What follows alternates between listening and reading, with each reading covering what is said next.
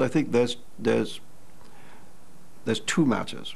One is the editorial judgment of whether you should or should not publish a given article or a given cartoon or anything in a newspaper, you know, and in any newspaper, newspaper editors, picture editors make those decisions every day. And not all editors would make the same decision, you know, and that's, I mean, there's no subject there. That's just subjective, you know. I think it's funny, you don't think it's funny, you know. I would publish it, you would not publish it. Fine, you know. But once the subject of violence arrives, you know, once the subject of menace once the question becomes not quality or editorial judgment, but it becomes threats and menaces, you know, then the question is, how do you react to threats and menaces? And you don't react to them by giving in to them. And I think there were a lot of people who, under the pretense of being culturally sensitive, actually just ran scared.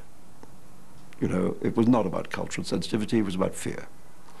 And I think it was absolutely right to reprint those cartoons. Every newspaper in the world should reprint them. Because it's a way of saying, you know, we don't accept threats.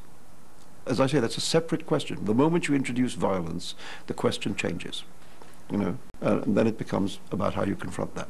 What would a respectful political cartoon look like? You know, I mean, there's no such thing.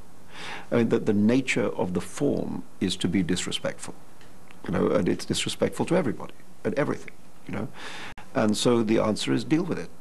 You know, I mean, I've had enough cartoons drawn about me, and none of them have been polite.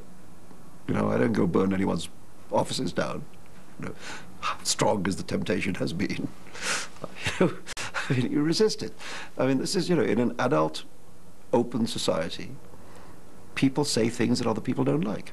It happens every day, you know, and if we use offense as the criterion, then all of us are silenced.